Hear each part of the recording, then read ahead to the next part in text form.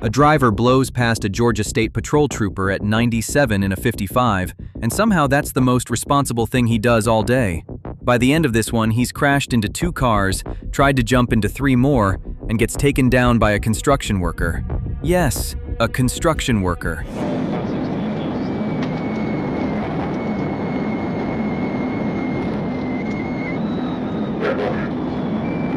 The trooper is parked on the ramp at Landmark Boulevard when a pack of cars flies by at 90. One white Nissan stands out, hitting 97 before accelerating to over 120 when the lights come on.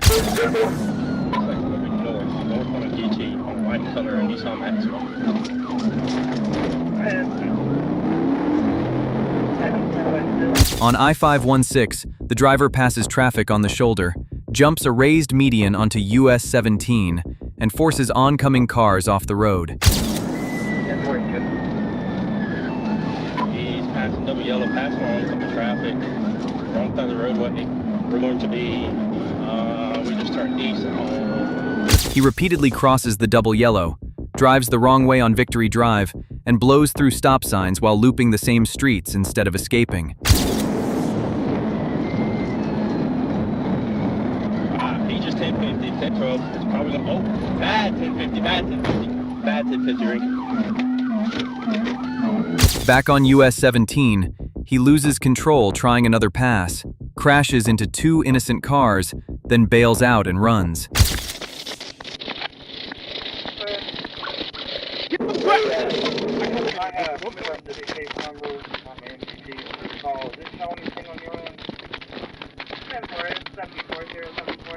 He tries to carjack 3 different drivers, but all escape.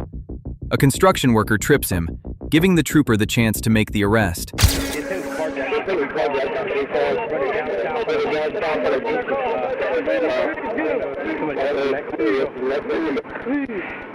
Inside the crashed Nissan, deputies find suspected marijuana, a scale, cash, and a firearm. A records check confirms the driver is a convicted felon. After his arrest, he claims he ran because he was scared, then blames the trooper for chasing him, even saying the pursuit could have made him kill someone. He made every decision that led to this.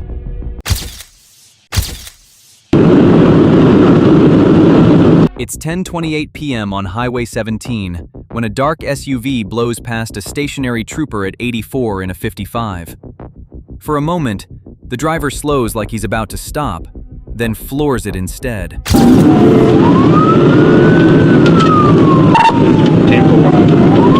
Speeds are 98, no traffic. Soon, he's topping 100 miles per hour, driving into oncoming traffic, and repeatedly brake-checking the patrol car in an attempt to cause a crash.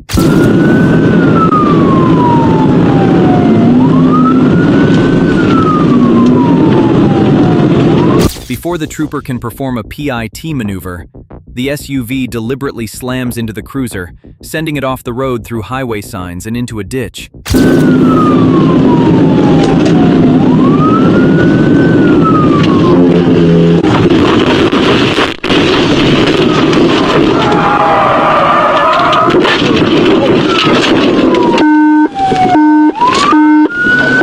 The patrol car is heavily damaged, but the suspect keeps going. Other troopers soon find the abandoned SUV behind a house on West Elm Street. Ironically, the homeowner had already called police about the suspicious vehicle. The driver claimed police had run him off the road, despite the only wrecked vehicle being the trooper's cruiser. He fled on foot, leaving behind a small amount of suspected marijuana and several 9mm rounds. Just after 10 a.m. on June 19th, Trooper Jonathan Nutt spots a white Honda Accord speeding at 101 in a 75 on Interstate 530. The driver pulls over at first, then speeds away as the trooper approaches. On Interstate 30, he tops 110 miles per hour, passing traffic on the shoulder before leading troopers into Little Rock.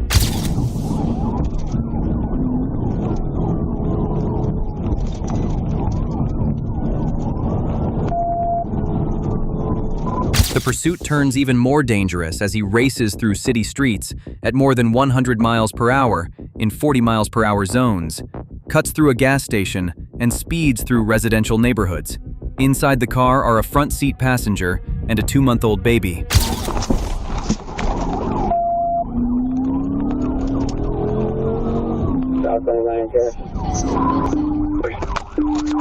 Hey, football.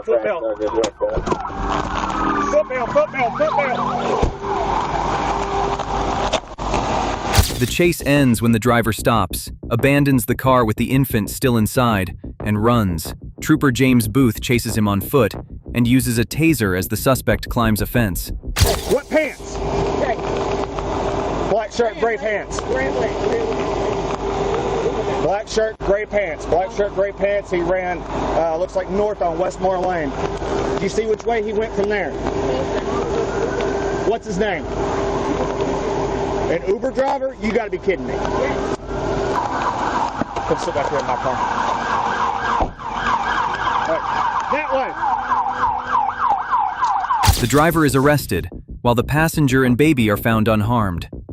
After his arrest, the suspect claimed he wasn't driving, then refused a breath test while admitting he was drunk. With a prior DWI conviction already on his record, he now faces multiple felony charges, including felony fleeing, endangering the welfare of a minor, and kidnapping. The fact that no one was killed came down to luck and the restraint of the troopers. A Corvette doing 156 miles per hour, a chase that jumps state lines, and a driver who ends it all by saying he'll just buy another one. This whole disaster started over an expired registration sticker. Let that sink in.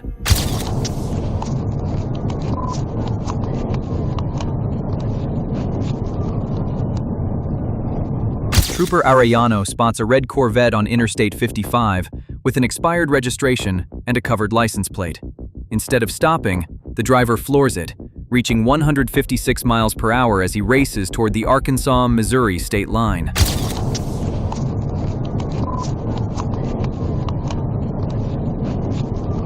Missouri State Highway Patrol is already waiting with spike strips. The Corvette hits them, blowing both left side tires, but the driver keeps going until the crippled sports car limps off the interstate. As Trooper Arellano moves in to end the pursuit, the Corvette suddenly brakes, causing a collision that disables both vehicles.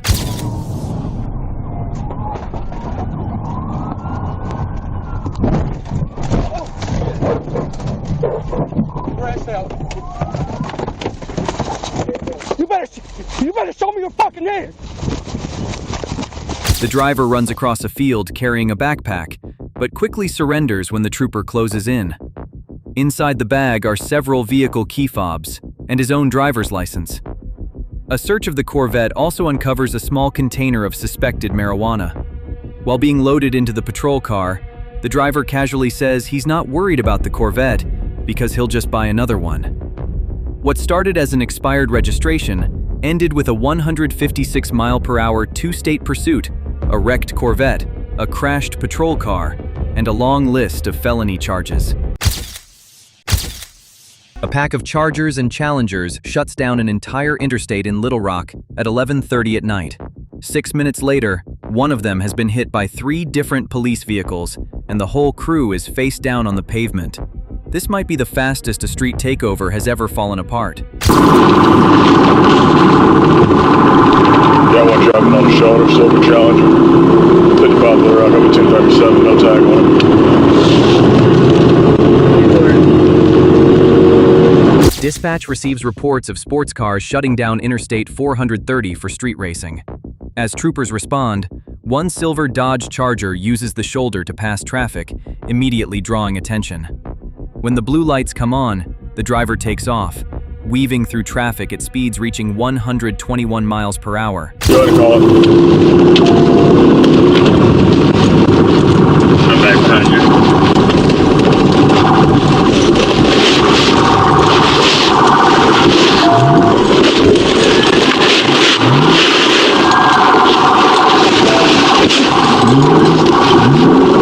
Still going. Can't be primary at this point. The pursuit continues onto Colonel Glenn Road, where the Charger runs a red light and repeatedly tries to reverse direction to shake the trooper. Multiple PIT attempts follow, but the Charger keeps going until it misses a turn onto Shackleford Road. Eastern Colonel Glenn, can I pass? shot the bird. Just hit him in the back. Stand by. Another gun right here. Shot for it again. Stand by. That's when troopers end it for good. 3 separate patrol vehicles strike the Charger in quick succession, finally bringing it to a stop just 6 minutes after the chase began. Okay, again, we are... Show me your fucking hands! Show me your hands! Show me your fucking hands now! Don't you put your hands down, you hear me? Don't put your hands down! Get the fuck down! Everyone is taken into custody without further incident. The driver is booked on charges including felony fleeing, felony racing on a public highway, reckless driving, criminal mischief, and running a red light. What started as a street racing stunt ended with a wrecked Charger, multiple felony charges, and a criminal record that will last far longer than the excitement of the race. This is one of the rare ones where the driver actually gets away. The patrol car ends up in a ditch with airbags deployed. The suspect vanishes into the sunset, and it looks like a win for the bad guys. Then you find out how it ended 13 days later, and it might be the most satisfying finish on this channel.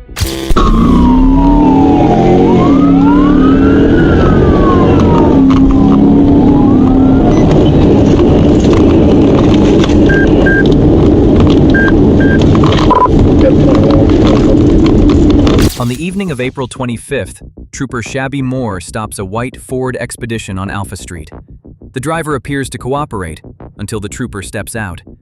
Then the SUV suddenly accelerates away, reaching 104 miles per hour on US Highway 278.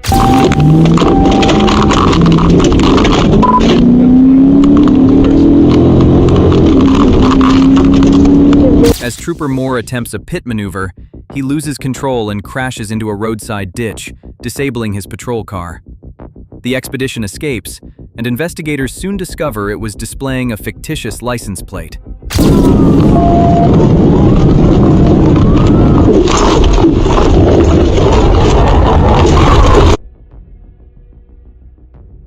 Nine days later, with help from the Ouachita County Sheriff's Office, deputies locate the same Expedition at a rural property, still wearing the same fake plate.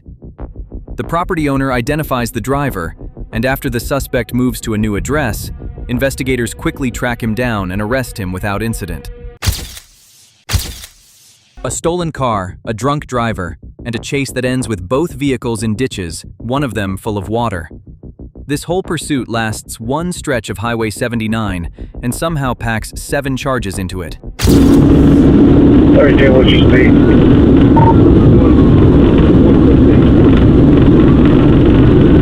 On a Saturday afternoon near Rock Row Bayou, a trooper clocks a car at 95 and a 55 on Highway 79.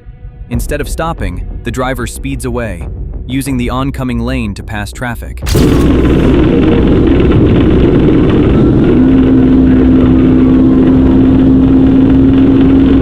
He nearly causes a head-on collision after missing the turn into Clarendon and continues fleeing at over 100 miles per hour.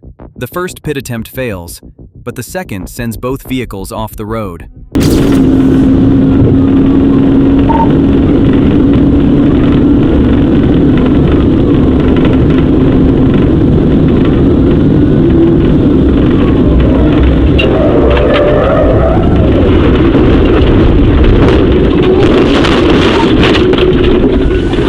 The patrol car ends up in a ditch, while the suspect's stolen car crashes through a wooded area and comes to rest on a flooded ditch bank.